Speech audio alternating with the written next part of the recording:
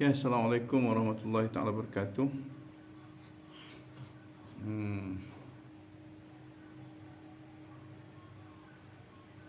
Okay, Latifah Ramli, ahlan wa sahlan. Muhammad Saidi Yusuf, ahlan wa sahlan. Amirul Haikal Ramzi, ahlan wa sahlan, marhab bikum. Macam mana? Tolong bagi respon. Macam mana? Jelas ke tidak?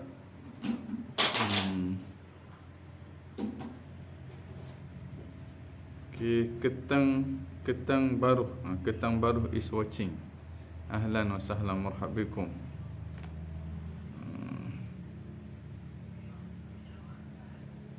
Nur Tariqatun Najah, Tariqatun Najah, jelas Ustaz, alhamdulillah. Adham Mustaqim, ahlan, jelas Ustaz, alhamdulillah. Hatirah Salim, alhamdulillah, jelas Ustaz juga. Muhammad Najib, waalaikumsalam, alhamdulillah, jelas Ustaz, alhamdulillah. Syafiqah Syahimi, jelas juga, alhamdulillah.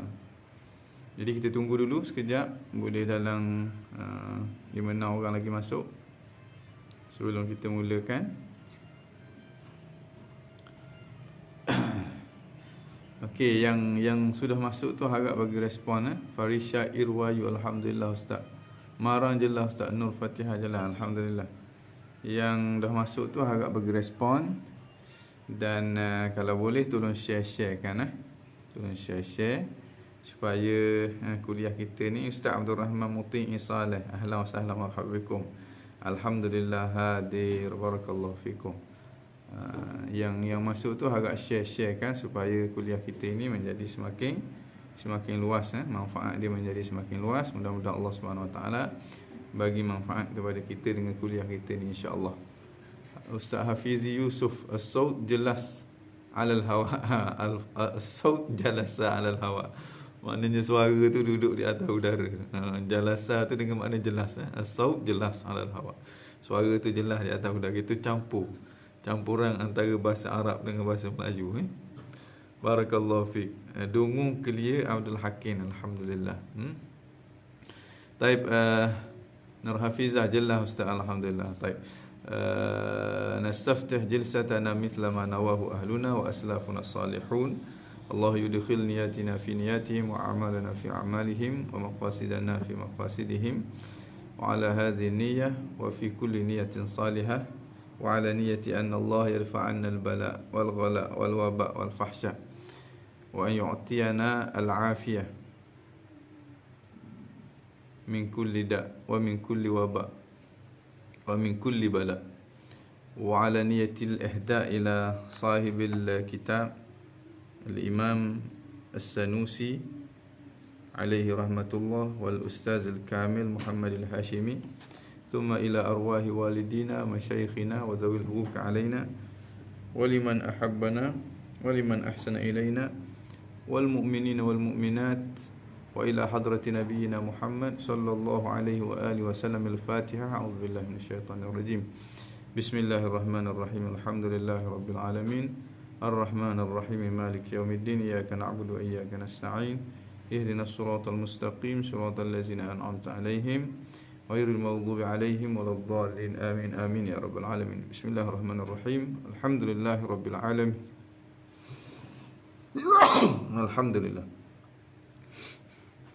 الحمد لله رب العالمين. نحمده ونستعينه ونستهديه ونستغفره ونعوذ بالله من شرور أنفسنا ومن سيئات أعمالنا. من يهده الله فلا مضل له ومن يضلل فلا هادي له. أشهد أن لا إله إلا الله وحده لا شريك له وأشهد أن سيدنا محمدا عبده ورسوله. اللهم صل وسلم على سيدنا محمد الفاتح لما أغلق والخاتم لما سبق ناصر الحق بالحق والهادي إلى صراطك المستقيم وعلى آله وصحبه حق قدره ومقدار العظيم. سبحانك لا علم لنا إلا ما علمتنا إنك أنت السميع العليم وتب علينا إنك أنت التواب الرحيم. رب اشرح لي صدري ويسر لي أمري واحلل عقدة من لساني يفقهوا قولي. رب زدنا علما وارزقنا فهما. اللهم افتح علينا فتوح العارفين وارزقنا فهم النبيين بجاه خاتم الأنبياء والمرسلين. رب يسر ولا تعسر رب يسر ولا تعسر رب يسر ولا تعسر فإن تيسير العسير عليك يسير. أما بعد نوينا التعلم والتعليم والتذكر والتذكير والنفع والانتفاع والإفادة والاستفادة والحث على التمسك بكتاب الله وسنة رسوله والدعاء إلى الهدى والدلالة على الخير ابتغاء وجه الله مرضاته وثواب سبحانه وتعالى. Assalamualaikum warahmatullahi taala wabarakatuh semua. Ustaz Yusmanizan Yusof, ahlan wa sahlan marhabikum. AP Zakaria, Farah Rosli, Abi Jabbar, Wano WS, Ustaz Hafiz Ali Makhdum Al-Mashhuri, ahlan wa sahlan marhabikum. Ustaz Said Abdul Matin, yarhamkumullah, yahdina wa yahdikumullah. Nur Tariqatun Najah Ibnu Yusuf, ahlan wa sahlan marhabikum jami'a. Alhamdulillah, syukur kehadrat Allah Subhanahu Wa Taala kerana pada petang ini sekali lagi kita diberi kesempatan untuk bersama-sama dalam majlis ilmu. Mudah-mudahan majlis kita ini ada keberkatannya, dipandang oleh Allah Subhanahu Wa Taala dengan pandangan rahmat dan belah ihsan. Mudah-mudahan Allah Subhanahu Wa Taala kurniakan kepada kita ilmu-ilmu yang bermanfaat. Allah mendekatkan kita kepadanya. Allah Subhanahu Wa Taala timbulkan rasa cinta yang mendalam kita kepada Allah dan kepada Rasulullah sallallahu alaihi wasallam. Atas dasar cinta itu kita dapat melaksanakan perintah dia dengan sebaik-baiknya seberapa yang kita mampu. Amin ya rabbal alamin. Jadi kita dah sampai ke halaman yang ke-34, menerusi versi Arab At-Ta'liqat As-Saniyah 'ala al-Aqaid Ad-Durriyah Syarah Matan As-Sanusiyah. Kita sampai ke halaman yang ke-34. Kalau Naskah Al-Anwar Al-Bahiyah 'ala al-Aqaid Ad-Durriyah, terjemahan Matan As-Sanusiyah ni, terjemahan kepada Aqaid Durriyah ni, kita dah sampai ke halaman yang ke-54. 34 dan 54. Baik, as-sifatu al-wajibah fi haqqillahi ta'ala. Sifat yang wajib bagi Allah Subhanahu Wa Taala. Sebelum daripada ni kita membicarakan tentang hukum iman orang yang bertaklid. Hukum iman orang yang bertaklid. Secara konklusinya, orang yang bertaklid, kalaulah taklid dia, kalaulah akidah dia tu akidah yang putus, yang tidak berganjak, sekalipun orang yang dia ikut tu berganjak, maka pandangan yang paling kuat, pandangan yang paling asah, iman dia telah sah. Dengan makna iman dia iman yang sah, maknanya kalau dia mati, kalau dia buat dosa, dia tetap akan masuk ke dalam syurga Allah Subhanahu Wa Taala. Kalau dia mati, dia pasti akan masuk dalam syurga. Cuma kalau dia tak ada dosa, dia masuk selalu. Kalau dia ada dosa, mungkin dia diazabkan untuk seketika, dan pasti dia tak akan kekal dalam azab neraka Allah Subhanahu Wa Taala. Maka dia adalah orang yang bahagia. Cuma dia berdosa kalau dia ada kemampuan untuk berfikir, tapi dia tidak berfikir untuk sampai ke tahap makrifat, dia berdosa. Tapi kalau dia tidak ada kemampuan untuk berfikir dan dia tidak berfikir, maka dia tidak berdosa. Maksudnya iman dia sah. Iman dia sah. Berdosa ataupun tidak berdosa, yang pandangan yang kuatnya dia adalah berdosa. Kalau dia ada kemampuan. Tapi kalau tak ada kemampuan, maka tidak berdosa sama sekali. Okey. Jadi dalil yang kita maksudkan, mana berfikir, cara berfikir, bentuk berfikir untuk sampai kepada keyakinan yang kita maksudkan di situ, iaitulah dalil yang bersifat ijmali sahaja, itu yang wajib. Manakala dalil yang bersifat tafsili itu tidak wajib. Itu hanya dalil yang wajib fardu ain ke atas setiap mukallaf, dalil yang bersifat ijmali secara umum je. Manakala dalil yang bersifat tafsili itu hanyalah fardu kifayah sahaja, tak lebih daripada itu. Ini pandangan yang paling asah, pandangan yang paling kuat di kalangan al-mutakallimun, di kalangan ahlil kalam, di kalangan ulama-ulama yang berinteraksi dengan ilmu akidah. Baik. Jadi sebelum daripada itu kita membicarakan tentang ahli fatrah. Dan hukum ahli fatrah, dia tak akan diazabkan dengan api neraka Allah Subhanahu wa taala, kecuali beberapa individu yang dinaskan oleh baginda Nabi sallallahu alaihi wasallam. Itu mungkin, itu hanyalah pengecualian, mungkin kerana sebab-sebab tertentu yang hanya khusus melibatkan mereka sahaja, tidak kepada orang lain. Mana secara umumnya bila sebut ahli fatrah, hukum dia mereka ini najun, mereka ini selamat daripada api neraka, tak akan kena azab sama sekali. Sebab dalil yang jelas dalam Al-Quran bahawa Allah Subhanahu Wa Taala bagi tahu dia tidak akan mengazabkan seseorang sehinggalah diutuskan para rasul. Dan kedua ibu bapa Nabi adalah sebahagian daripada ahli fatrah. Maknanya kalau dia kufur pun, kalau dia buat benda haram pun, dia tidak dikira berdosa dan dia tidak akan diazabkan oleh Allah Subhanahu Wa Taala. Apatah lagi di sana banyak orang panggil kata-kata ataupun petanda-petanda yang menunjukkan dia beriman kepada Allah Subhanahu Wa Taala, dan dialah manusia yang terbaik pada zaman itu. Tak ada makna manusia yang terbaik kalau dia kufur ketika mana masih ada orang yang mentauhidkan Allah Subhanahu Wa Taala. Okay. Ini menunjukkan bahawa dia juga mentauhidkan Allah Subhanahu Wa Taala. Ini kita nak masuk kepada tajuk baru, as-sifatul wajibatu fi haqqillah taala. Sifat yang wajib bagi hak Allah Subhanahu Wa Taala. Hak Allah Subhanahu Wa Taala maknanya bagi diri Allah Subhanahu Wa Taala ataupun bagi Allah Subhanahu Wa Taala. Sifat yang wajib. Yang wajib sini makna wajib akal. Dengan makna akal kita tak boleh terima. Tidak ada akal kita tak boleh terima sebaliknya. Akal kita tak boleh terima sebaliknya. Makna akal kita tak boleh terima bahawa Allah Subhanahu Wa Taala tidak bersifat dengan sifat-sifat ini. Akal kita akan hukumkan mustahil. Kenyataan mustahil Allah Subhanahu Wa Taala tidak bersifat dengan sifat-sifat ini. Itu makna as-sifat al-wajibah fi haqqi Allah Taala. Sifat-sifat yang wajib. Biar kita nampak bila sebut sifat-sifat yang wajib, biar kita nampak macam wajibnya ayah lebih tua daripada anak. Biar kita nampak gitu. Makna ayah yang sama tua dengan anak ataupun ayah lebih muda daripada anak, biar kita nampak mustahil. Begitulah sifat-sifat. Bila kita kata sifat-sifat yang wajib bagi Allah, lawang dia tu biar kita nampak adalah perkara yang mustahil di sisi Allah Subhanahu Wa Taala. Pertamanya al-wujudu. Wujud maknanya ada. Maknanya wajib Allah Subhanahu Wa Taala itu ada. Mana bukti? Kita ciptaan dia. Tak mungkin ada ciptaan tanpa ada pencipta.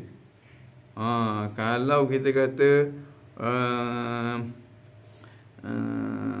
kita kata sehelai kertas ataupun sebotol susu, kita kata, ataupun kita kata tupperware ataupun pinggan, benda yang simple begitu pun kita kata mustahil dia terjadi dengan sendiri tanpa ada pembuat dia. Itu baru orang kata sepiring pinggan. Apatah lagi dengan alam semesta ini yang kejadiannya terlalu unik, yang kejadiannya bersistem, yang orang kata yang kita nampak keunikan dia tu tak mungkin untuk kita nak pertikaikan. Tengok pada diri kita, tengok pada tumbuh-tumbuhan, tengok kepada binatang, tengok. Dulu orang menyangka bahawa batu bata, bukit itu biasa je, tak ada keunikan apa-apa. Tapi bila dikaji, ya Allah, dia punya lapisan batunya, memang kita akan nampak secara jelas mustahil benda-benda ni terjadi dengan sendiri. Kalau begitu kita akan nampak bahawa dia dicipta oleh pencipta. Pencipta itulah yang dimaksudkan dengan tu Tuhan. Jadi pencipta itu mesti ada. Bila kita nampak gitu, maknanya tu kita dah berdalil dah tu. Maknanya akal kita nampak dah, makrifat dah tentang akidah yang pertama, iaitulah ada Allah Subhanahu Wa Taala. Allah Subhanahu Wa Taala tu wajib ada. Benda ni kalau kita duk mengulang dalam akal kita, dalam otak kita duk ulang. Mustahil Tuhan ni tak ada. Kalau Tuhan ni tak ada alam semesta. Dah alam semesta ni ada, menunjukkan adanya Tuhan. Kita tengok alam semesta. Alam semesta ni unik sangat-sangat. Mustahil dia ni berlaku. Kalau kita duk amai sokmo gitu dalam otak kita, lagi dia akan meninggalkan kesan dalam hati kita. Sehingga kita benar-benar nampak akan kewujudan Allah Subhanahu Wa Taala. Lebih-lebih lagi kalau hati kita bersih pula, lagi cepat kenampakan itu. Jadi kalau hati kita kotor, kita kena bersihkan hati kita supaya Allah Subhanahu Wa Taala timbulkan makna tersebut dalam hati kita. Baik. Fa mimma yajibu li maulana jalla wa azza 20 sifatan. Fa mimma, dan maka sebahagian daripada apa yang wajib li maulana, wajib kepada tuan kita. Siapa tuan kita? Allah jalla wa azza 20 sifatan. 20 sifat. Ini sebahagian daripada apa yang wajib bagi Allah Subhanahu Wa Taala. Yang wajib kita tahu. Ini banyak lagi sifat-sifat Allah Subhanahu Wa Taala, tidak terhingga, tidak terhitung. Sebab Allah Subhanahu Wa Taala tidak ada limit. Allah Subhanahu Wa Taala tidak ada limit. Allah tidak terbatas. Sifat-sifat dia pun tak terbatas. Tapi yang wajib kita tahu 20. Jadi 20 itu sebahagian daripada sifat-sifat kesempurnaan Allah Subhanahu Wa Taala. Okey. Wahyal wujudu, iaitulah wujud. Wujud ni maknanya ada. Di sini ada akidah ni. Akidah bahawa Allah Tuhan itu ada.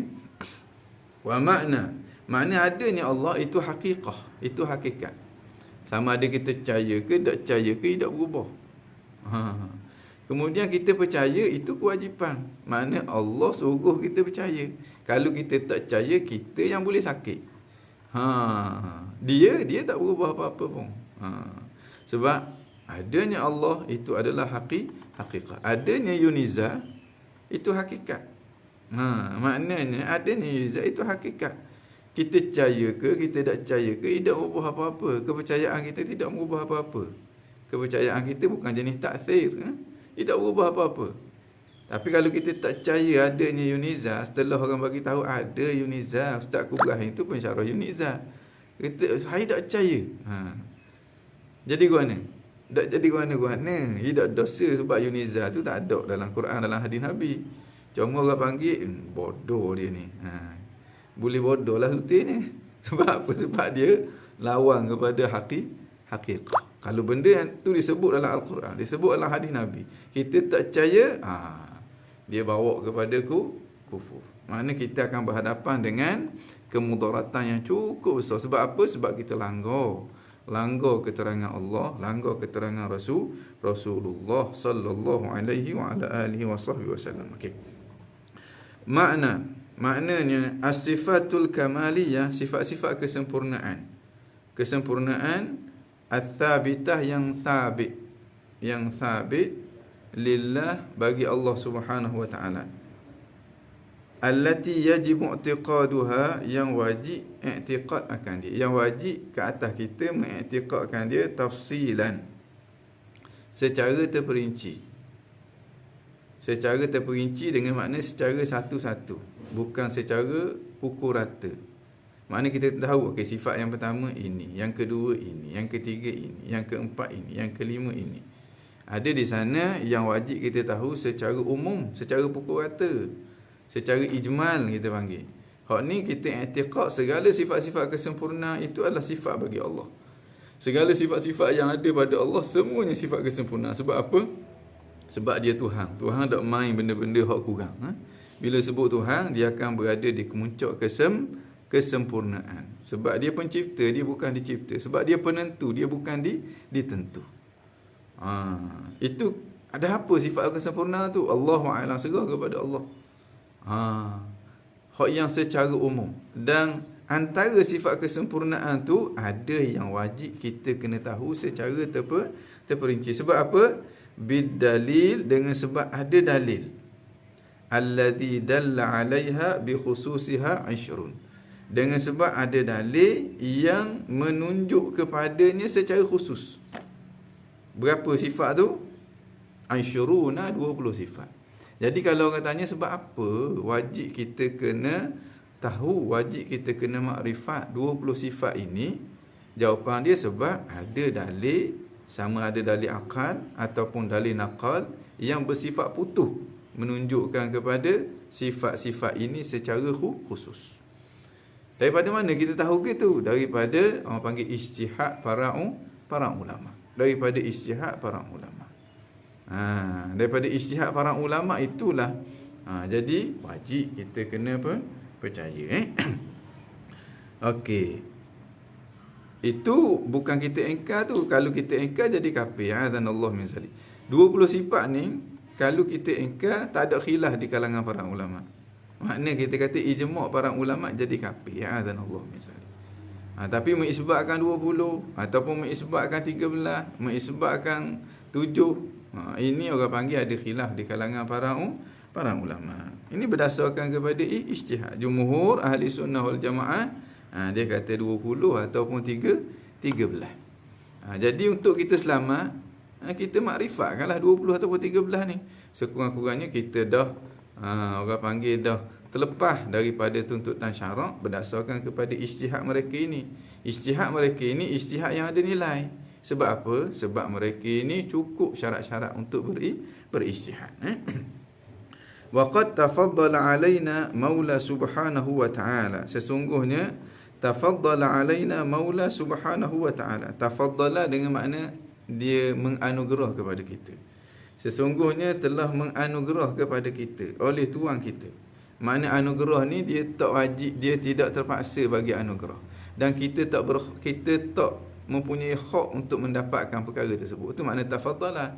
Maknanya dia tak terpaksa dan kita tak berhak apa-apa pun. Tapi dia beri juga. Dia beri juga, itu orang panggil tafaddala. Dia beri dengan kefadilan dia.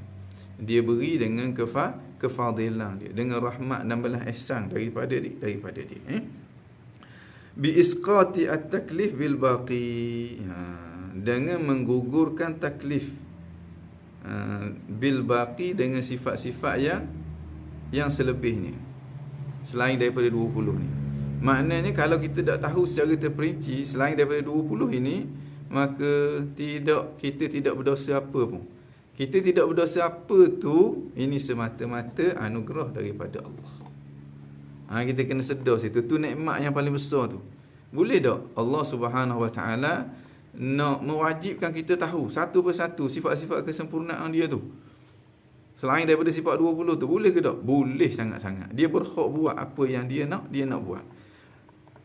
Dan kalau diazabkan kita dengan sebab dia telah mentaklifkan kita dengan sesuatu yang amat berat itu, kemudian kita tak mampu untuk nak melaksanakan, maka kita dikenakan dosa dan dikenakan seksa, maka dia tidak zalim sama sekali. Tapi Allah Subhanahu Wa Taala tak buat begitu. Kerana tak buat begitu. Dia tak buat begitu semata-mata dengan kemurahan dia, semata-mata dengan rahmat dan belas ihsan daripada dia. Bukan dia mesti tak buat begitu. Bukan kita berhak untuk tidak dilayang begitu, tidak. Kita tak ada hak apa-apa pun di hadapan Allah Subhanahu Wa Taala. Dan Allah yaf'alu ma yasha. Allah yaf'alu ma yasha.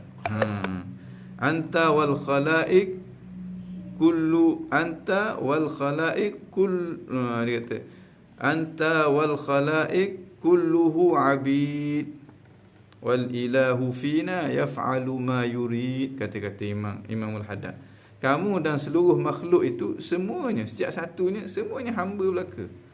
Dan Allah boleh buat apa yang dia nak buat.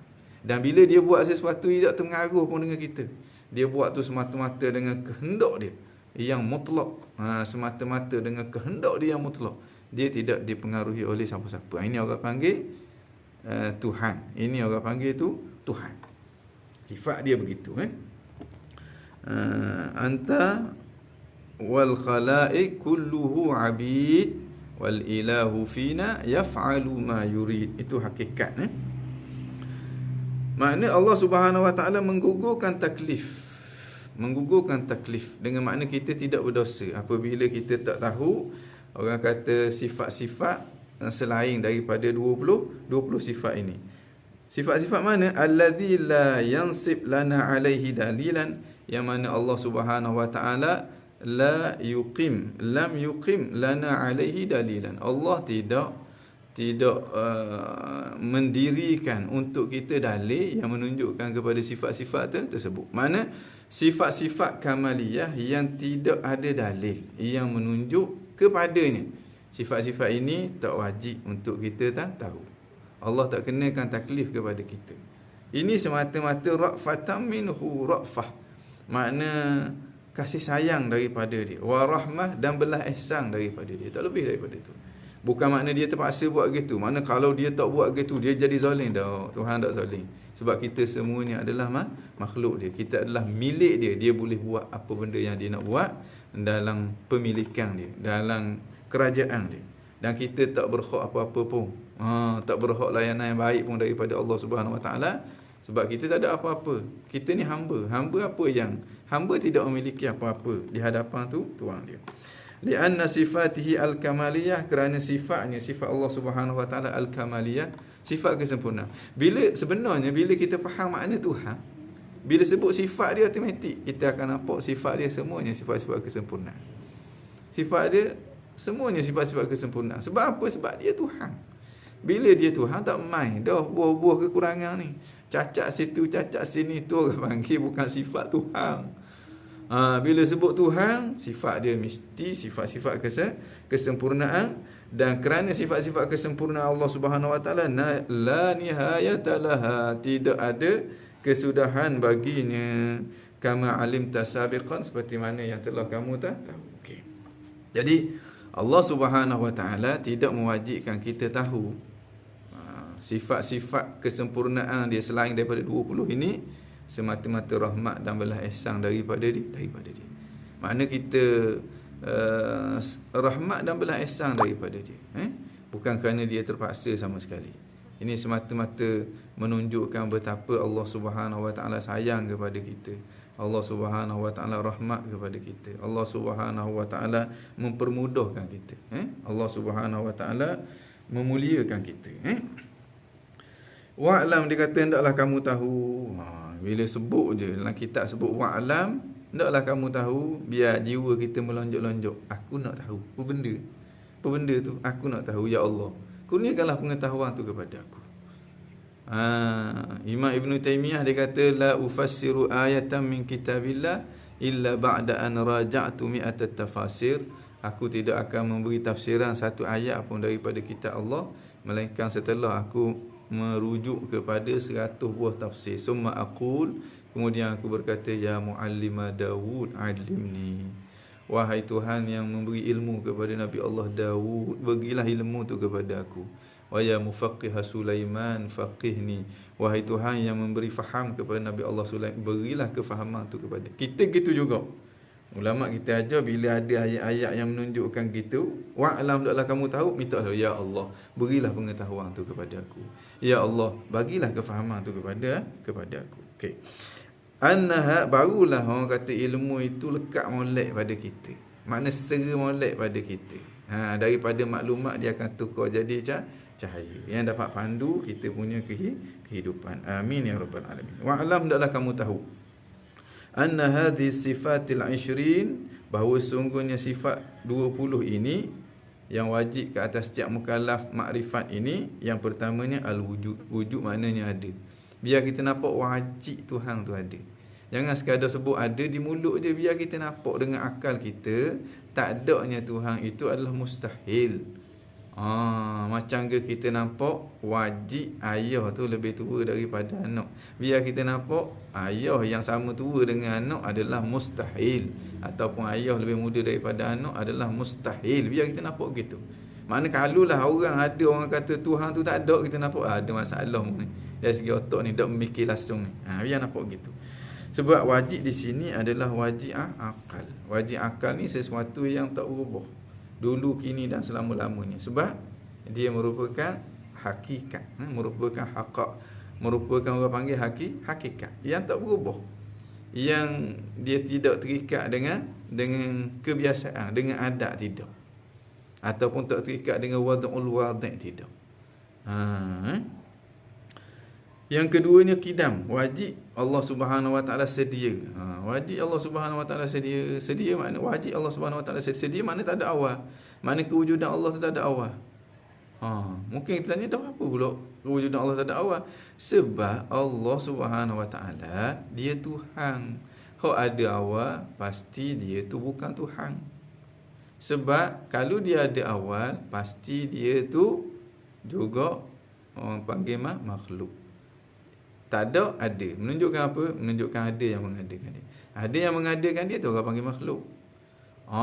Kalau dia makhluk juga, nak buat kita ke mana? Nak buat alam semesta ke mana? Macam kita ni, makhluk Tuhan yang paling hebat sekali, siapa dia? Kita lah. Makhluk Tuhan yang paling hebat kita boleh tengok ni siapa? Bukit bukau, gunung ganang, manusia, binatang, semut, tumbuh-tumbuhan, sungai, bukit. Mana paling hebat sekali? Jawapan dia kita, manusia. Manusia adalah makhluk Tuhan yang paling hebat, yang kita boleh tengok dengan mata kepala kita. Manusia ada akal fikiran, manusia boleh merancang, manusia boleh buat itu, manusia boleh buat ini. Manusia boleh menguasai alam. Walaupun dia yang paling hebat, dah bila dia tu ciptaan Allah, dia tak mampu untuk nak mencipta sebagaimana Allah mencipta akan segala-galanya. Cuba tengok, boleh tak kita nak buat kita seorang lagi? Tak boleh nak buat seorang lagi. Tak boleh buat orang, buat muka kita je. Muka kita je. Boleh tak kita nak buat muka kita? Tak boleh. Buat macam ke Tuhan buat tu. Iza arada syai'an ayyaqul lahu kun fayakun. Bila dia nak sesuatu, dia kata jadilah jadi. Dia mengadakan terus ada lalu. Tak boleh kata muka kita ambil hidung je. Boleh tak nak buat hidung kita? Kalau jadi macam ke hidung kita betul. Capulah benda-benda pun. Capur benda-benda tak boleh. Buat macam ke Tuhan. Daripada tak ada, dia jadi ada. Tak boleh. Bukan kata hidung. Ambil kecil lagi. Bulu hidung je. Ambil sorak bulu hidung, buat bulu hidung sorak. Boleh ke tak? Tak boleh. Bukan kata bulu hidung. Tai hidung je. Buat tai hidung sikit. Tak boleh juga. Ini kalau Tuhan macam kita, tak mungkin akan ada alam semesta. Kita nampak, oh ya sungguhlah dia mesti tidak ada awal. Itu sampai kepada makrifat tu. Tapi nak hurah tak boleh. Itu maknanya kita memiliki dalil yang bersifat ijmali. Kalau kita boleh hurah apabila orang timbulkan kekeliruan, kita boleh patah kekeliruan ni sehingga kita dapat menzahirkan hak kita tu betul, hak dia tu salah. Hak tu orang panggil dia memiliki dalil yang tafsili. Begitu juga dengan baqa. Baqa maknanya kekal. Kekal Allah. Kekal makna apa? Maknanya tidak ada akhir. Allah tidak binasa. Sebab apa? Sebab dia tak ada awal. Bila tak ada awal, nak binasa apa? Bila tak ada awal tu maknanya apa? Maknanya tak berubah. Tak berubah. Daripada ada kepada tak ada kepada ada, tak berubah dia. Bila tak berubah, nak binasa ke mana? Kita nak, oh ya sungguh. Makrifat dah tu. Makrifat sifat baqa pula. Wal mukhalafah lil hawadis, dan tak sama dengan makhluk. Kalau dia sama dengan makhluk, pasti dia pun macam makhluk juga. Dah macam makhluk, nak mencipta macam mana? Sedangkan makhluk paling hebat ni manusia. Manusia tak mampu untuk nak mencipta manusia. Tak mampu untuk nak mencipta sebutir pasir. Manusia hanyalah boleh apa? Dia boleh kupu sesuatu, dia capur. Gitu je. Untuk nak mengadakan, maksud mengada ni daripada tak ada, biar jadi ada. Tak mungkin sama sekali. Nak buat macam ke Tuhan. Kita nak mengadakan sebutir pasir contohnya. Duk dengung. Hup. Akhir sekali bukan tubik pasir, tubik tai. Maknanya kita tak mampu. Kalau Allah sama dengan kita, tak mungkin dia nak cipta kita. Dah kita ada cokok-cokok. Kalau kita duk main otak kita semua, kita akan nampak secara jelas bahawa dia tak sama dengan kita. Itu makrifat tu. Sampailah qiyam binafsih, berdiri dengan sendiri. Maknanya dia tidak perlu kepada yang lain. Yang perlu kepada yang lain ni bukan Tuhan. Bila nama Tuhan yang tak perlu kepada yang lain. Dan semua yang lain perlu kepada dia. Oh ya sungguhlah kalau gitu Allah Subhanahu Wa Taala qiyamuhu binafsih. Nampak pula situ. Wal wahdaniyah, dan esa. Dalam Quran kata kalau Tuhan tu ada dua, hancur lebur dunia. Tak ada daripada awal lagi dah. Dah dunia ni orang kat panggil comel, teratur, tersusung, tertik, terkening ni menunjukkan Tuhan tu satu. Wal qudrah, dia ada kuasa. Kalau tak ada kuasa nak buat kita buat mana? Paling-paling kurang dia ada kuasa untuk mencipta alam semesta. Paling-paling kurang itu alam semesta ni ada, kita akan nampak. Wal iradah, ketentuan, kehendak. Kalau dia tak nak, macam mana dia nak buat? Macam mana benda tu boleh ada? Sesuatu tu ada menunjukkan sesuatu tu dibuat, dan sesuatu itu dikehendaki oleh pembuat dia. Kalau pembuat dia tak nak buat, tak ada lah kita. Kita contohnya, kita tak nak buat mi goreng. Kita tak nak buat mi goreng. Ada ke mi goreng kita tu? Kalau ada juga menunjukkan hantu yang buat mi goreng kita. Mana mi goreng kita tu dikehendaki oleh hantu, kerana tu hantu tu buat. Jadi ini orang panggil cara kita berfikir, supaya kita nak nampak mudah sangat je. Wal ilmu, dia ilmu, wajib Tuhan tu ada ilmu. Kalau dia tak ada ilmu, maka tak ada lah kita. Sebab apa? Sebab bagaimana dia nak tentukan sesuatu yang dia tak tahu, dan bagaimana dia nak buat benda yang dia tentu. Sebab buat sesuatu menunjukkan dia tahu. Buat sesuatu menunjukkan dia tentu. Dia tentu menunjukkan dia tahu. Kita tak mungkin nak sesuatu yang kita tak tahu. Pernah tak kita nitah? Orang yang tak pernah pergi Mesir lah. Nitah dalam otak kita, kita rasa nak buat ta'miyah. Pernah ke tak? Orang yang pergi Mesir, okey lah, dia kenal lah ta'miyah tu. Kita ada yang pergi Mesir ni. Ta'miyah. Pernah tak kita nak buat ta'miyah? Tak pernah. Sebab apa? Sebab kita tak tahu. Dan pernah tak kita buat ta'miyah? Tak pernah. Sebab apa? Sebab kita tak pernah nak, dan kita tak pernah tahu. Jadi dah alam semesta ni gini menunjukkan apa? Menunjukkan dia diadakan oleh Allah. Semestinya Allah menghendaki dia. Nak tu mesti kena tahu sebelum daripada tu. Menunjukkan Allah Subhanahu Wa Taala mengetahui saja. Ataupun kita kaji tentang alam semesta, kaji tentang struktur tubuh badan kita, kita akan dapati Allah kejadiannya terlalu unik, sistemnya terlalu canggih. Dengan orak-orak darahnya, dengan perjalanan darahnya, dengan susunan selnya, dengan itu Allah, sehingga kita nampak dengan jelas bahawa pencipta dia tu maha mengetahui. Jelas. Ini cara kita nak, orang kata nak sampai ke tahap makrifah bil fikir, dengan fikir. Jalan fikir ni terlalu mudah. Jika nak dibandingkan dengan jalan-jalan lah lain. Contohnya jalan tazkiyatun nafsi. Boleh juga bersih hati. Mujahadah, riyadhah, khalwah, boleh. Tapi perlukan kepada usaha yang lagi kuat, usaha yang lagi mantap. Jika nak dibandingkan tu Ustaz Abdul Rahman Muti'i Saleh hafizahullah tulis ta'miyah bil bait. Ini sebab dia pernah duduk Mesir ni, jadi dia tahulah. Tapi kalau orang tak pernah duduk Mesir, kita sebut warna-warna pun dia tak faham. Man la yadhuq la yadri. Tapi kalau orang pernah pergi Mesir, sebut ta'miyah tu bi aliu lalu. Tu bi aliu lalu dah. Okey. Begitu juga wajib Allah Subhanahu Wa Taala bersifat dengan hayat, hidup. Wajib Allah Subhanahu Wa Taala maha mendengar. Allah Subhanahu Wa Taala bersifat dengan basar. Allah bersifat dengan kalam. Wajib Allah Subhanahu Wa Taala keadaan dia yang berkuasa, keadaan dia yang berkehendak, keadaan dia yang mengetahui. Wahayyan, dan keadaan dia yang hidup. Wasami'an, keadaan dia yang maha mendengar. Basiran, keadaan dia yang maha melihat. Mutakalliman, keadaan dia yang bersifat dengan kalam. Jadi sifat-sifat ini, 20 sifat ni. Maknanya kalau untuk kita nak sampai ke tahap makrifah melalui jalan al-Asy'ariyah wa Maturidiyah ni, 20 sifat ni cukup mudah. Maknanya kalau kita buat daurah sehari pun selesai insya-Allah. Sekadar untuk kita nak sampai ke tahap makrifat, untuk kita tunaikan kewajipan fardu ain, mengenal akan Allah Subhanahu Wa Taala. Tak payah sikit abah agak.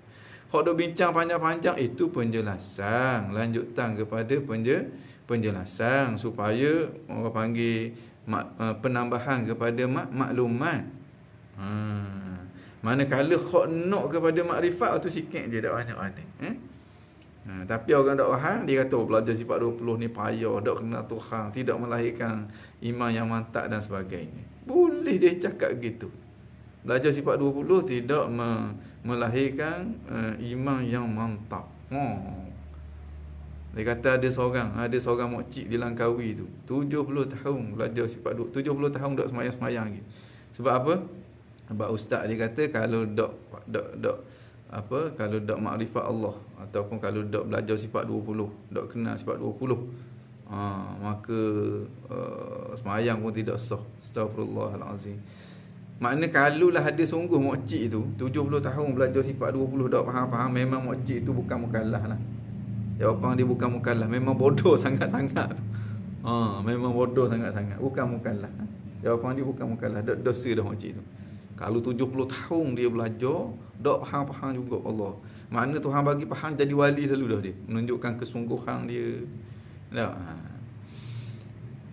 Manakala perbincangan yang meleret-leret, yang ada kaitan dengan falsafah, itu sebenarnya bukan sifat 20. Hak tu bukan sifat 20. Hak tu mungkin falsafah, hak tu mungkin perbincangan mendalam dalam ilmu kalam. Jadi kita kena beza apa dia sifat 20 yang menjadi fardu ain kepada setiap mukallaf dan apa perbincangan yang masuk dalam kategori ghawamidul kalam. Makna perbincangan yang rumit-rumit, yang tinggi-tinggi. Hak tu level orang mutakhassis. Ustaz Mahdi kata kena cari makcik tu. Kena cari makcik tu. Makcik tu orang Langkawi. Makcik tu orang Langkawi. Orang Langkawi. Tapi tak tahulah nama apa benda. Makcik Kiyah mungkin nama dia. Okey. Maknanya kita pun sebagai yang mengajar sifat 20 kepada masyarakat, kita kena tengok apa keperluan masyarakat. Jangan tunjuk orang kata kehebatan kita. Ada setengah orang dia tunjuk kehebatan kita. Tu silaplah juga tu. Menyebabkan orang jadi pening sungguh hati. Nak menunjuk kejaguhan kita, jeng naknya kepada orang. Tengok apa yang diperlukan oleh orang. Mula-mula kita betulkan dulu akidah dia. Kita sampaikan apa yang wajib dia kena tahu, wajib dia faham, wajib dia pegang. Kemudian kita panjangkan lagi perbincangan dengan maklumat-maklumat tambahan. Barulah dia akan nampak akidah itu dengan jelas. Mana hak berikutnya tu dia nak belajar, dia tak nak belajar tak ada masalah dah. Tapi hak pentingnya hak akidah tu dia kena belajar. Para ulama kita dia bahagi ilmu akidah ni kepada 3 peringkat, 3 peringkat. Peringkat pertama dinamakan dengan akidah. Akidah. Ini dia bahas tentang akidah je. Tentang makna akidah tu. Allah wajib ada. Apa makna wajib? Apa makna ada di sisi Allah? Wajib maknanya mustahil Tuhan tu tak ada. Ada Allah, ada yang tak sama dengan kita, ada Allah, ada yang tidak diadakan oleh siapa-siapa, ada Allah, ada yang tidak ada awal, ada Allah, ada yang tidak ada akhir. Jadi jelas tu. Kidam pula apa makna wajib Allah Subhanahu Wa Taala sifat dengan kidam. Maknanya wajib Allah tu sedia, makna sedia. Allah Subhanahu Wa Taala tidak ada awal. Semua makhluk ni ada awal, ada permulaan, bagi ada dia. Allah Subhanahu tak ada awal. Mana kita nyatakan akidah itu supaya akidah tu jelas dalam kefahaman orang. Tu di peringkat itu dinamakan dengan ilmu akidah. Ilmu akidah. Ilmu akidah ni hukumnya fardu ain. Hanya sekadar menjelaskan tentang akidah je tanpa diikuti dengan dalil. Tanpa diperteguhkan dengan dalil. Dalil ni tujuannya apa? Tujuan supaya orang nampak akidah kita pegang tu betul. Ataupun supaya kita sendiri nampak bahawa akidah yang kita pegang tu betul. Itu orang panggil perlunya dalil. Bila dimasukkan kepada aspek pendalilan, maka ilmu akidah tadi dinamakan dengan ilmu usuluddin. Peringkat usuluddin ni khilaf dah di kalangan para ulama. Ada yang kata fardu ain, ada yang kata bukan fardu ain dah. Imam Ghazali sebagai contohnya, dia tidak melihat akidah disertai dengan dalil itu adalah satu fardu ain, tidak. Begitu juga beberapa orang kata ulama-ulama sufi. Tapi mereka tidak menafikan tentang perlunya akidah kita kena ada dah dalil. Tapi kewujudan dalil itu bukan lagi sesuatu yang bersifat fardu ain. Maknanya kalau tak tahu dalil pun tak ada masalah. Maknanya bagi mereka itu taklid sah dan tidak berdosa dah. Taklid dengan taklid yang betul lah, dengan makna dia dah gerak dah. Orang kata keyakinan dia sekalipun orang yang diikut tu gerak, orang panggil sah dah akidah dia dan tidak berdosa dah. Ini pandangan setengah daripada para ulama berdasarkan kepada ijtihad dia. Sekalipun kita jumhur ahli sunnah wal jamaah dan pandangan yang asah, tak memadai lagi sekadar kita pegang dengan akidah itu tanpa ada dah dalil. Ini pandangan yang asah. Kan itu para ulama dia takbirkan khilaf ini dengan al-asah. Bila sebut al-asah menunjukkan lawang dia tu gagah juga. Bila sebut al-asah menunjukkan lawang dia, pandangan yang tak selari dengan dia tu gagah juga. Berdasarkan kepada dalil yang kuat juga. Mana sebahagian kecil lah, bukan kata ramai hak ni sebahagian kecil, minoriti daripada ulama ahli sunnah wal jamaah dia kata mengetahui akidah beserta dengan dalil, itu bukan lagi fardu ain. Makna kalau taklid pun tak ada masalah, tapi dengan syarat taklid yang jazim lah. Taklid yang jazim ni seakan-akan macam dia nampak lah. Walaupun tidak nampak, tapi seakan-akan macam dia nampak lah. Nurlia Haji Awang, ahlan wa sahlan marhab biki. Ustaz ngajar waktu gini sama ke? Ya. Hari kami lepas pada asar, ambil berkat waktu asar, waktu petang. Dia ada dua waktu yang perdana. Satu lepas pada sembahyang subuh, yang keduanya lepas pada sembahyang asar. Makna kalau kita ambil peluang daripada dua waktu ni, kita ibadat kepada Allah Subhanahu Wa Taala, kita berwirid, maka Allah akan jaga kita sepanjang hari. Allah akan jaga kita sepanjang hari. Mudah-mudahan kita masuk dalam penjagaan Allah Subhanahu Wa Taala. Okey. Okey,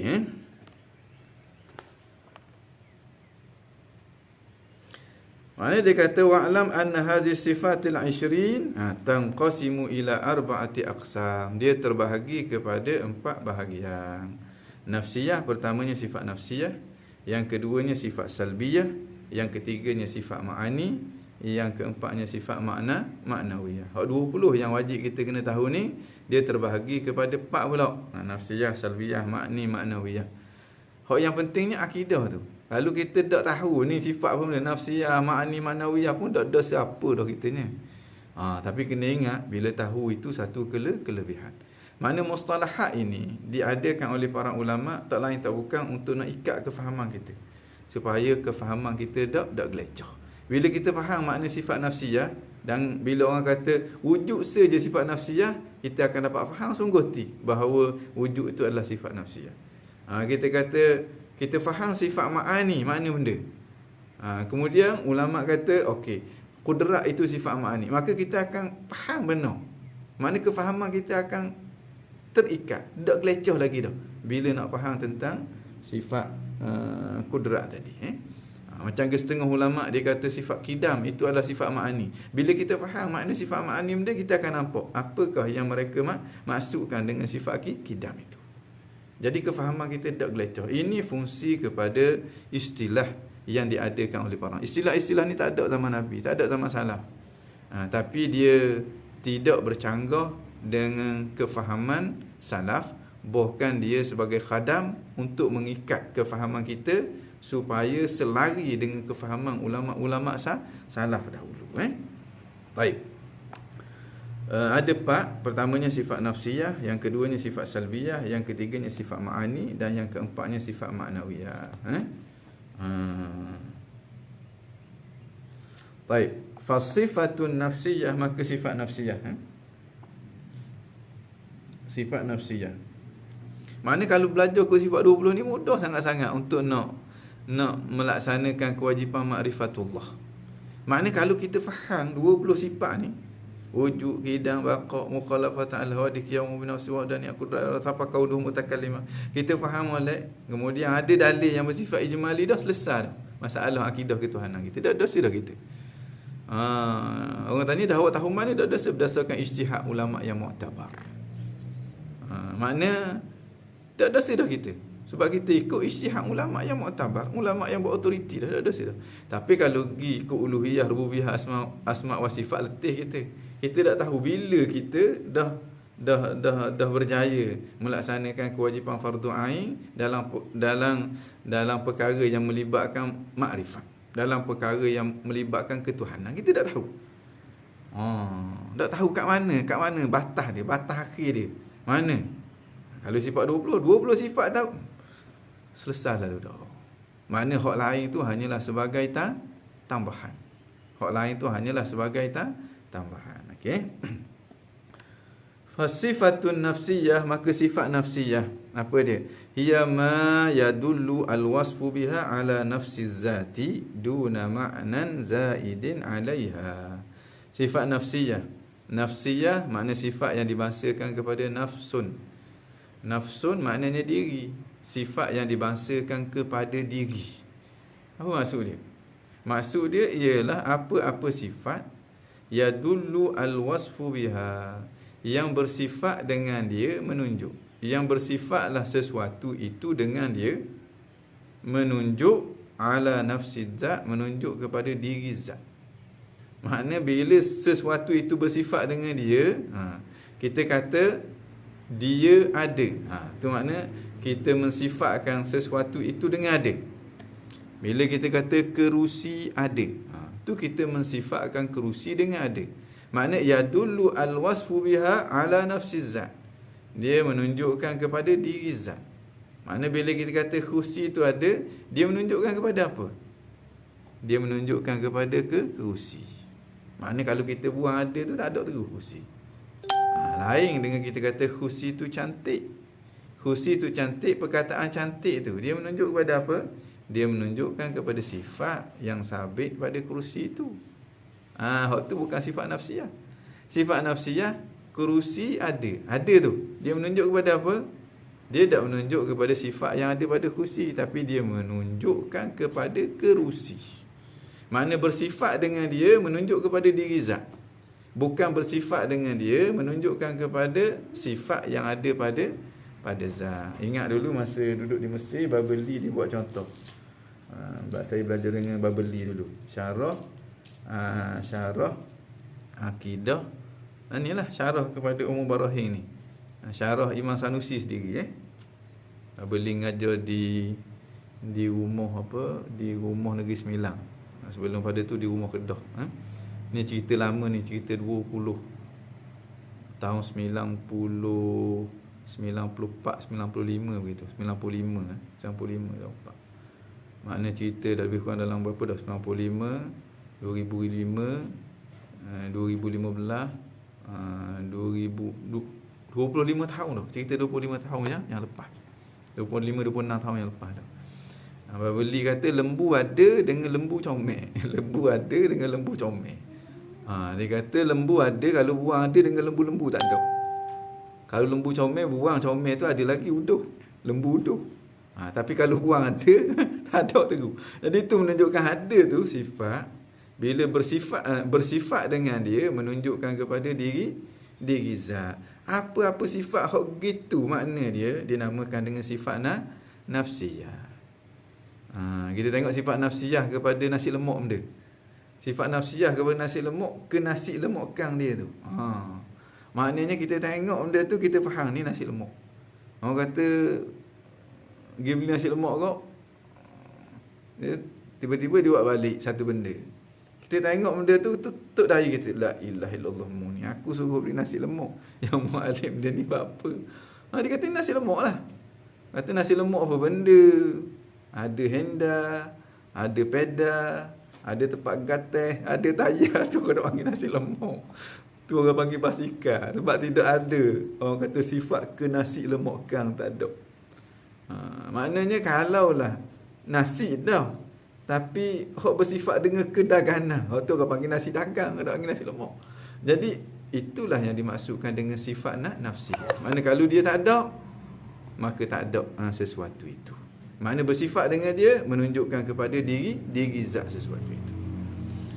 Kita kata apa? Baju kurung. Mana sifat nafsiyah dia? Sifat nafsiyah dia rupa kurung dia tu. Kalau rupa dia dah berubah dah. Rupa dia dah berubah. Jadi ada kocek dua, pada sini pula tekak ni tekak gini pula, ada butang-butang, atau orang dah panggil baju kurung dah. Orang dah panggil baju orang dah panggil baju kurung dah. Itu orang panggil baju Melayu dah.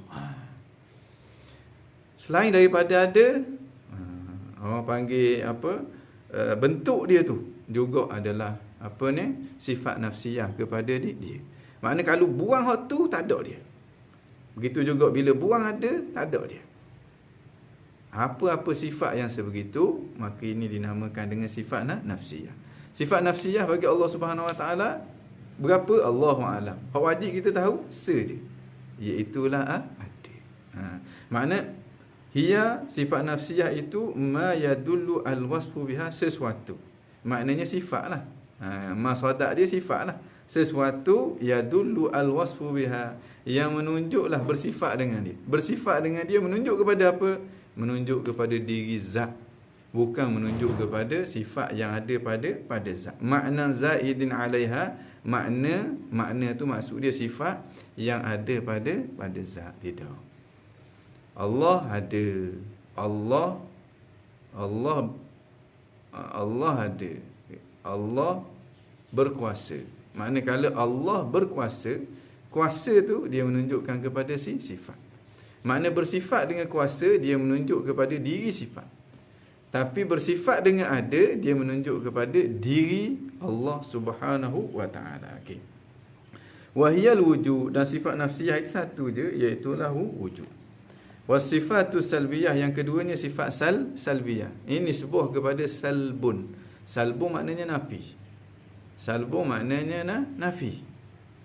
Nafi hak lawan kepada isbat tu. Salbi dengan ijabi. Nafi dengan isbat. Salbi, orang panggil salbiyah. Kalau ada, saya baca satu artikel, dia tulis sifat-sifat Allah ada 4. Satunya sifat diri. Sifat benda dia kata. Kemudian dia terjemahkan sifat salbiyah ni sifat yang negatif. Itu cukup bahayalah, sebab mungkin dia terperangkap dengan salbi dengan ijabi tu. Ijabi ni biasanya kita terjemah positif. Salbi tu negatif. Sebenarnya bukan itu maksud dia. Salbun dia nisbah kepada salbun, nisbah kepada ternafi ataupun menafikan sesuatu. Nisbah kepada penafian. Apa dia? Wahia, dan dia ma yakunu madluluha adaman, iaitulah sesuatu yang adalah madlul dia. Madlul dia orang panggil makna dia. Adaman tak ada. Makna dia menafikan sesuatu. Menafikan sesuatu. Makna dia tak ada sesuatu. Tak ada sesuatu. Okey. La annaha maslubatun anillah, bukan dia tu dicabut daripada Allah. Makna dia tak ada, dia tidak sabit pada Allah, tidak.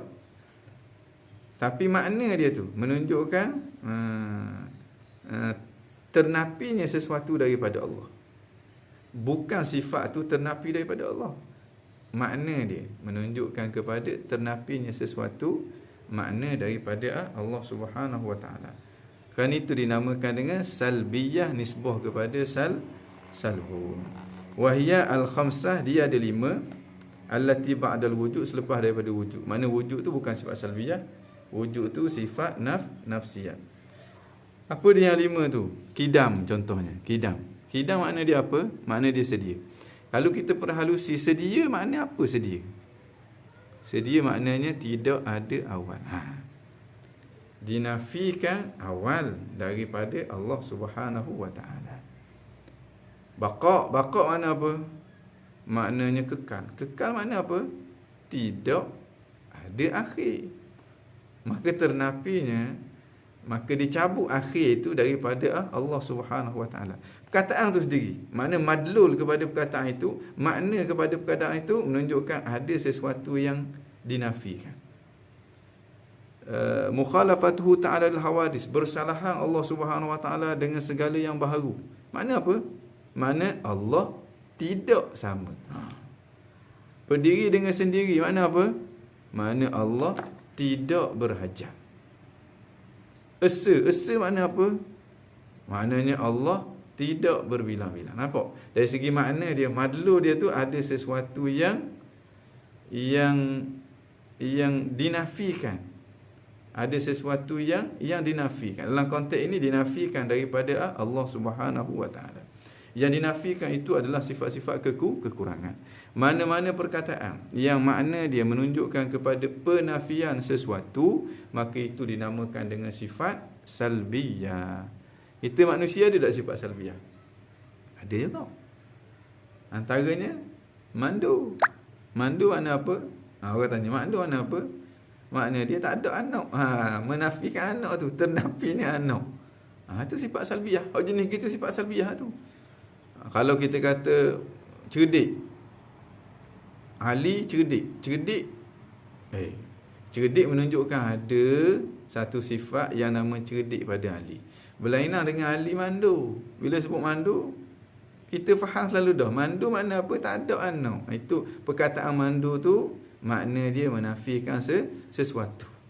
Dalam konteks ini dia menafikan anak. Begitulah dengan sifat-sifat yang lain. Makna sifat hak begitu bentuk dia, maka dinamakan dengan sifat salbiyah. Allah Subhanahu Wa Taala qidam sedia. Sedia makna apa? Tidak ada awal. Allah Subhanahu Wa Taala baqa maknanya kekal. Kekal makna apa? Tidak binasa ataupun tidak ada akhir. Allah Subhanahu Wa Taala mukhalafatuhu lil hawadis, bersalahan dengan segala yang baharu. Makna apa? Tidak sama dengan hawadis. Allah Subhanahu Wa Taala berdiri dengan sendiri je, qiyamuhu bi nafsi. Maknanya apa? Allah tidak perlu kepada yang lain, menafikan sebarang keperluan. Allah Subhanahu Wa Taala esa, makna apa? Makna Allah tidak berbilang-bilang sama sekali. Lain bila kita masuk Allah bersifat dengan kudrat, maknanya ada sifat kudrat pada Allah. Makna hak sesuatu, perkataan, sifat yang menafikan sesuatu, ini dinamakan dengan sifat salbiyah. Ini dinamakan dengan sifat salbiyah. Jadi dalam konteks 20 sifat ni ada 5 sifat salbiyah. Wasifatul ma'ani, dan juga yang ketiganya sifat ma'ani. Hiya kullu sifatin, dia adalah setiap sifat mawjudatin yang ada. Qaimatin, yang berdiri, bimawjudin, pada sesuatu yang ada. Tujibulahu hukman, yang tujibulahu, yang melazimkan baginya, bagi al-mawjud itu satu hukum. Tujibulahu al-hukma, yang mewajibkan baginya hukum. Wahiyah sab'ah, dia ada 7. Ba'dal khamsah, selepas daripada 5.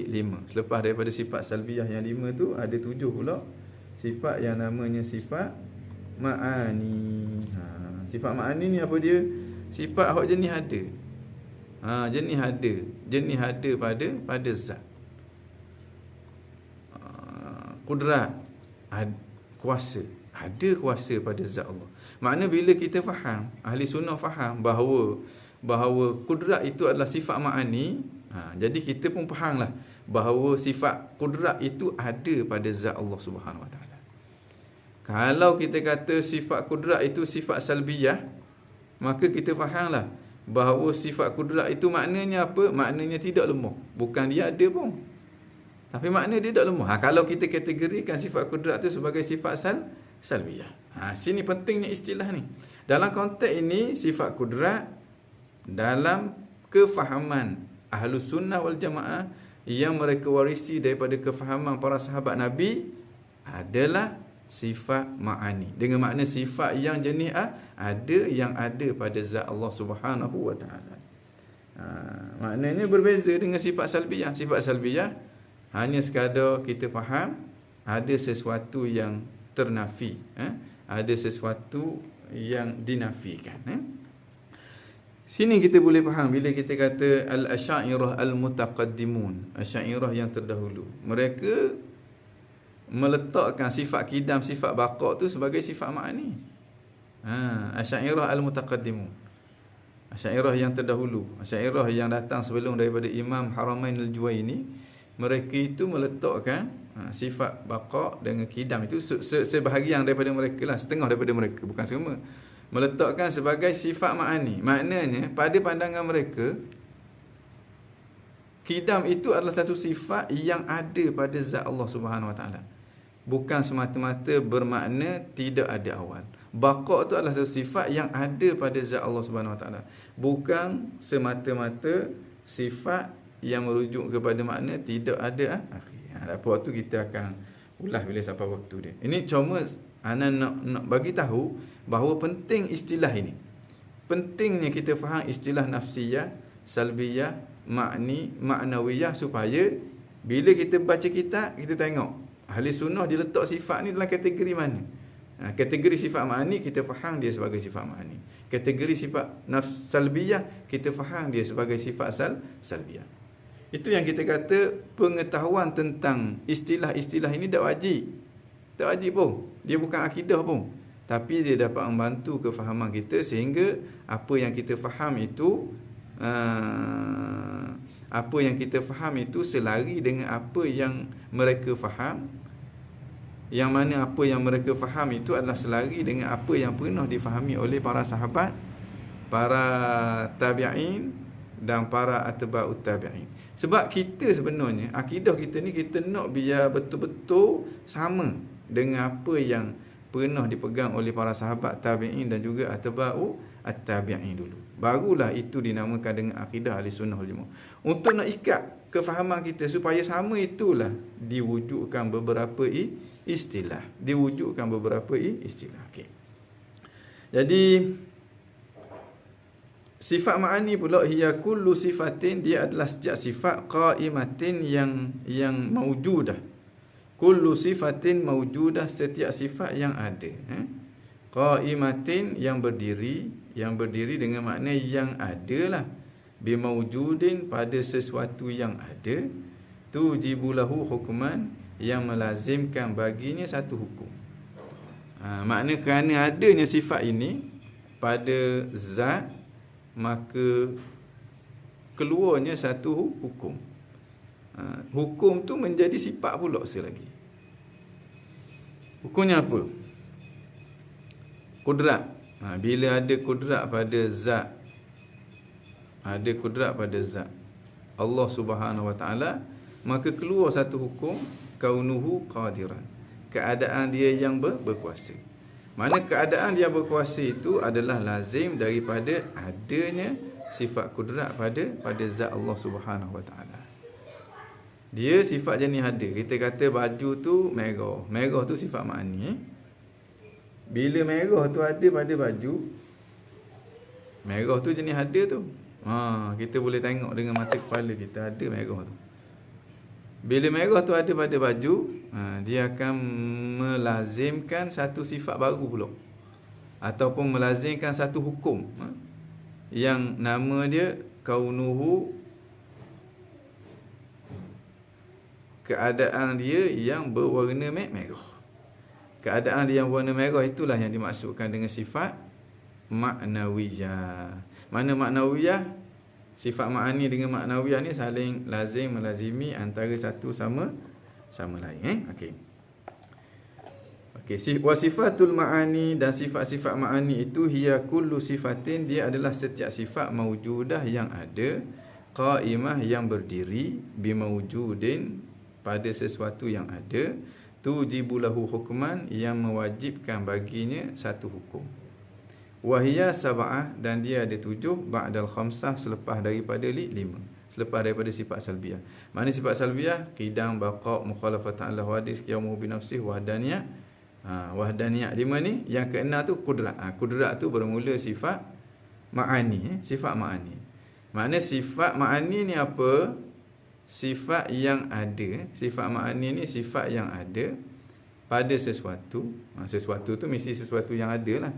Yang dengan adanya dia keluarnya satu hukum baru, yang namanya sifat maknawiyah. Kita kata merah. Merah ni sifat yang ada. Bila dia ada pada baju, dia ada pada sesuatu, akan keluar satu hukum. Apa dia? Keadaan baju yang berwarna merah. Keadaan baju yang berwarna merah tu bukan warna merah. Tapi dia lazim kepada keberadaan warna merah. Ini kita dapat melihat pelaziman antara sifat ma'ani dengan sifat maknawiyah. Okey. Sifat salbiyah itu amrun i'tibari ke ustaz? Ya, betul. Sifat maknawiyah, sifat salbiyah amrun i'tibari, sesuatu yang hanya kita faham. Sesuatu yang hanya kita faham. Dia tak ada pun. Dia bukan jenis ada. Kita kata sedia. Sedia pun dia sedia sebenarnya. Allah bersifat dengan sedia ataupun Allah itu sedia. Makna apa? Makna Allah itu tidak ada awal. Itu je kita faham. Dia mandul. Makna apa? Makna dia tidak ada anak. Itu kita faham gitu je. Ini orang panggil amru i'tibari. Lain kalau kita kata dia ni hitam. Dia hitam. Maknanya ada warna hitam pada dia. Bukan dia ni hitam maknanya dia tidak putih.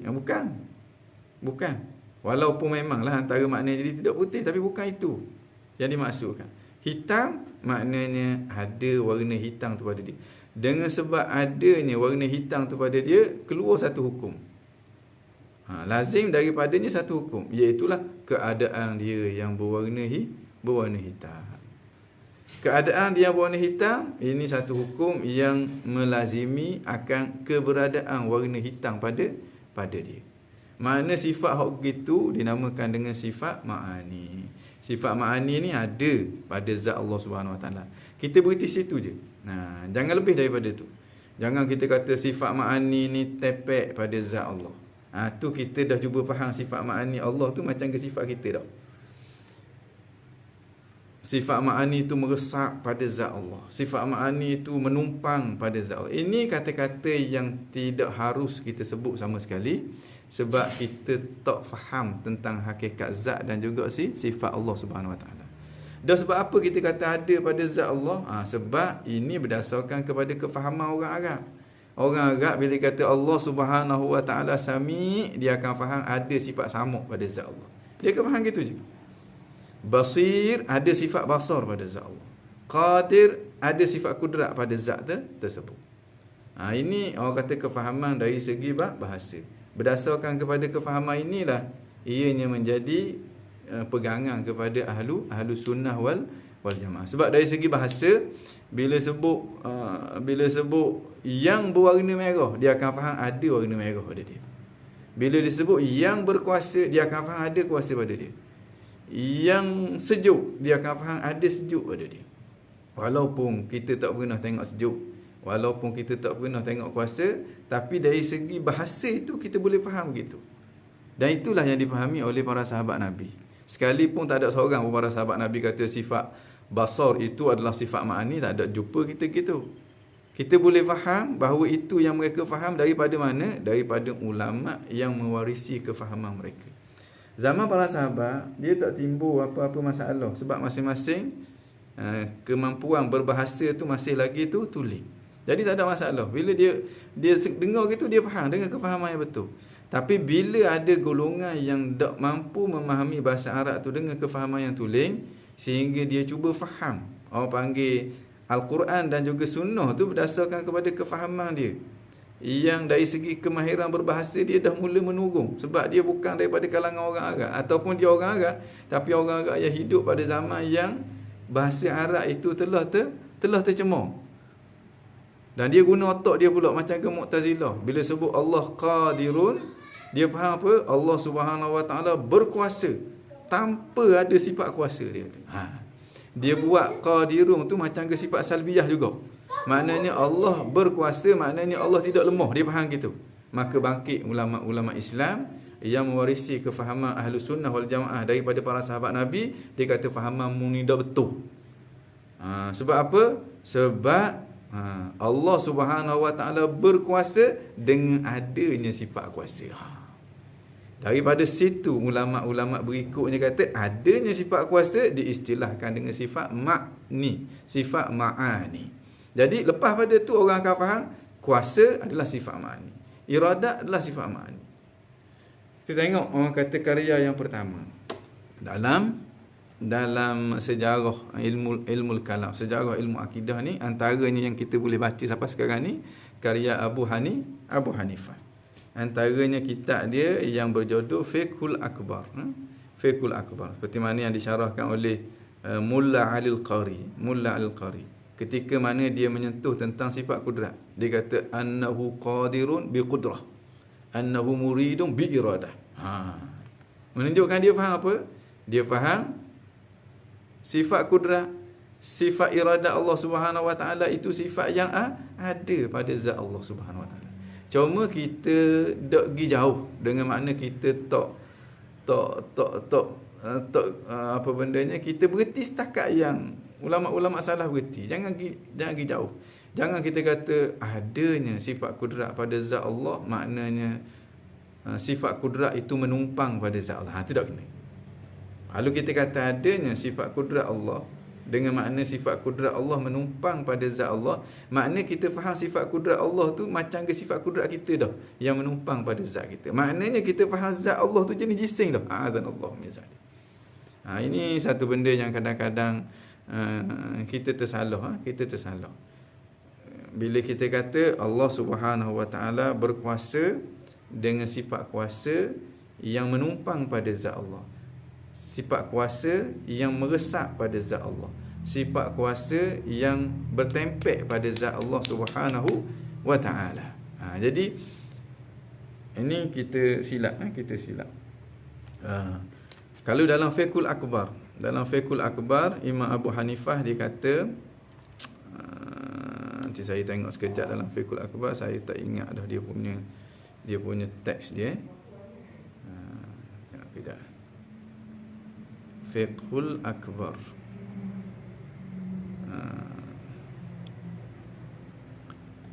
Dalam Fiqhul Akbar dia kata apa?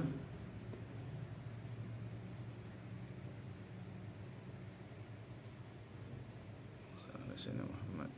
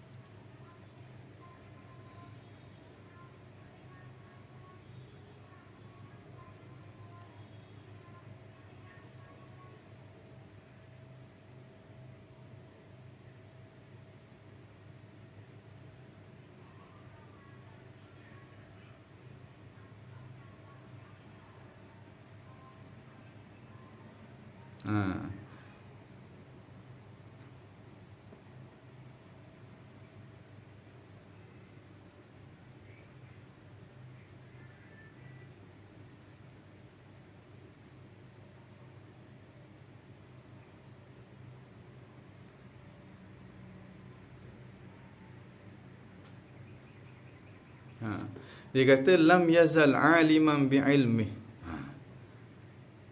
Daripada azali lagi Allah Subhanahu Wa Taala itu maha mengetahui bi'ilmih, dengan adanya sifat ilmu. Wal ilmu sifatun fil azal, dan ilmu itu satu sifat pada azali. Wa qadirun biqudratih, dan dia maha berkuasa dengan adanya sifat kudrat. Wal qudrah sifatun fil azal, dan kudrat itu satu sifat yang ada pada azali. Mutakalliman bi kalam, berkata-kata dengan adanya sifat kalam. Maknanya dia mengisbatkan sifat. Mu'tazilah, dia ada alasan dia, sebab dia tak apa yakin dengan orang kata kefahaman yang diwarisi daripada generasi yang terdahulu. Dia kata kefahaman tu mustahil datang daripada Nabi. Dia buat bijak dia. Dia kata kalau begitu menunjukkan ada dua perkara. Satunya ada zat Allah, yang keduanya ada sifat ma'ani, maka pasti akan berlaku berbilang-bilang. Zat sifat ma'ani ada 7 pula, jadi 8 dah. Mustahil berbilang-bilang, sebab Tuhan kata qul huwallahu ahad. Katakanlah Allah Subhanahu Wa Taala itu esa. Esa ni makna tidak berbilang-bilang.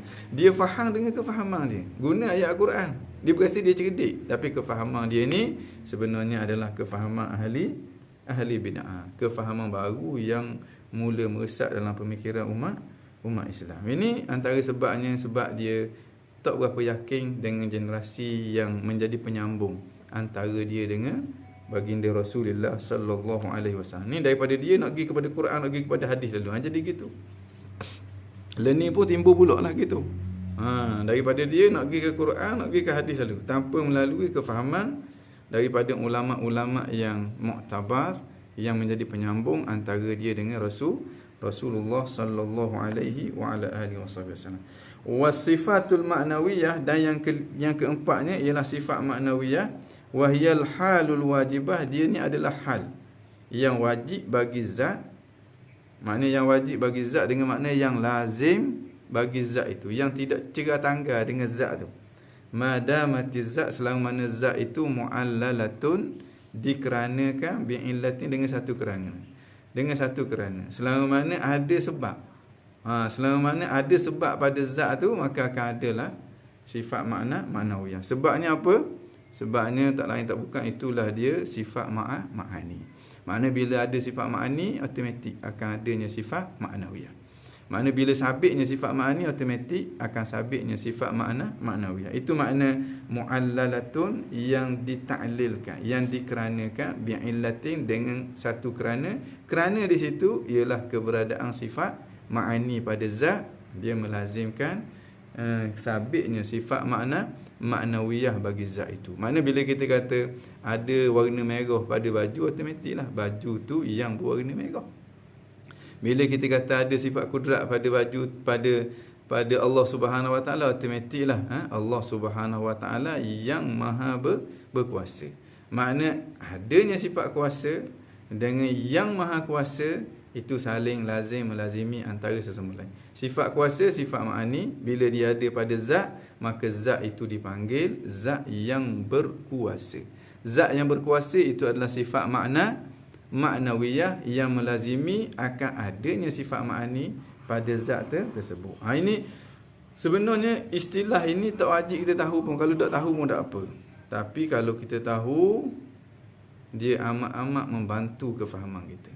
Sehingga kita boleh ikat kefahaman kita, supaya kefahaman kita tu benar-benar berada di atas kefahaman yang tulen, yang dipegang oleh jumhur ahli sunnah wal jamaah. Imam Sanusi mula-mula sekali dah dia bawa istilah ini. Bukan nak menunjukkan bahawa istilah ini dari segi orang kata dari segi darjat untuk kita mengetahuinya lebih daripada kita tahu akidah wujud hidang bakat tu, tidak. Tapi nak menunjukkan betapa istilah ini suatu benda yang perlu, sekalipun dia tidak wajib kita tak tahu. Mana kalau tahu, itu satu